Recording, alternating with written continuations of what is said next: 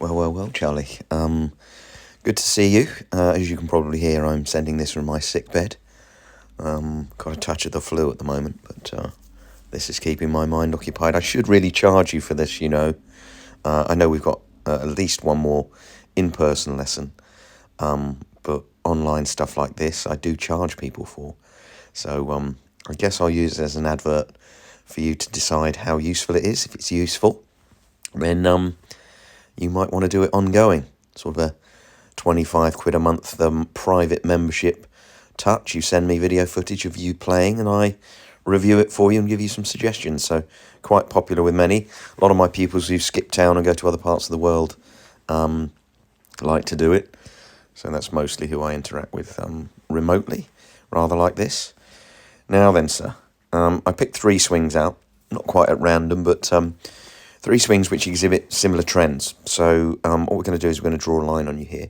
Your body position's quite upright, and you're complaining it feels quite stiff, which I think is Charlie words. I'm going to interpret that it feels like you're not as mobile as you like to be, like you're not as dynamic as you'd like to be. And I would kind of say that it shows up in somebody's rhythm, and it shows up in how graceful or otherwise their swing is or isn't. If you establish good balance to begin with, then chances are you'll be able to deliver a style with good rhythm. Sorry, I sound a bit like Barry White today. I think we'll highlight a certain relationship and we'll recruit Rory McIlroy in a minute by comparison. So if we take a vertical line and put that down sort of about where your knees are flexed to the point where they're sort of out beyond your toes. Okay, and your armpits are sort of behind that line, and your body position, I would sort of almost describe your chest as looking a little bit too much towards the horizon. So I'd like to see more forward bend, and what that's to achieve, you want to get the weight of your body in the middle of your feet, and that will make you more mobile. So we're just going to look at the effects that has. You can see you move the club to a halfway back position, which lines up quite nicely. And from there, it travels a little bit behind you. Not too bad. But the left arm, quite a bit across the chest. Forearms have stayed a similar distance apart. The mass of the club balanced above your ankles. Not too bad. But again, I think when you've got excessive knee flex, which is the way I think you're trying to sort of find and fidget around to find balance and dynamism, you can see the trend is, I think that's much better than it was when we first started. Loads more hip rotation, loads more turn in the forward swing. All right, right arm is a bit straight, so we could still rotate a little bit more. And on the way out, the exit's a little bit, the elbow juts out behind you, which we'll compare again to Rory in a second. And that's just a sign that the club's not quite releasing properly. The lead arm, the left arm, isn't rolling over and letting the club accelerate quite as much as it might. And that's why in this instance we end up with a pretty damn wide open club face.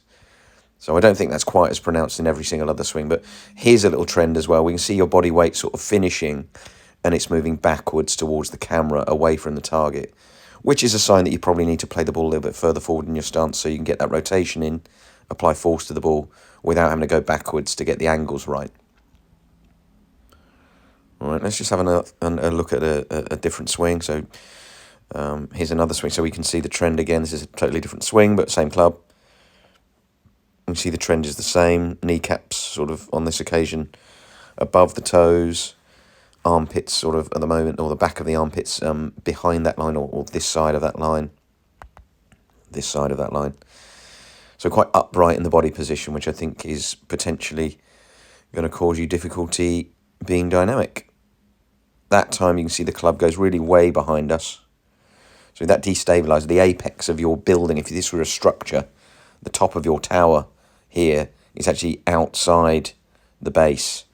So that would be a destabilising influence. Let's just turn off my scribbles there. Look at the forward swing. Not bad. You know, some of these shots look good. I wasn't there, so it's hard to tell. Yeah, that left elbow coming out a bit sideways. We'll have to work on that because we can do better than that. And I'll use Rory as a comparison without being there to actually do anything physically with you. But much more stable, and so you have managed to achieve a reasonable level and balance on that swing, and that's highly likely why the ball is zinging off down the fairway a little bit more desirably. So we'll, like any good scientist, we'll do a third one. And again, you can see the trend here is pretty much the same. So quite an upright body position. A lot of people do that, when they've got a very long club, particularly the driver or 3-wood or 5-wood, stuff like that. They will end up standing a bit too upright. You need to get a little bit more sporty. I'll show you what Rory will be our demo in a second. Again, club gets a little bit outside, which isn't death on a stick, but you don't want that to get too aggressive. It just means that you've got to kind of yank the club around to try to get it back in a plane of balance. A little bit less rotation on that one. Right arm a little bit long, chest sort of pointing towards the ball a bit more. Rather than sort of the target a little bit more. You'd want your arms to be a little bit more on the right-hand side of your body. You're not going to do all these little nuggets of information in one swing, but you just gradually assimilate them, make them more normal for you. All right, but at least a couple of 3 of these swings, your body weight moving backwards away from the target, which isn't ideal. Want to sort of keep it in the same place and contain your swing. All right, let's recruit Rory.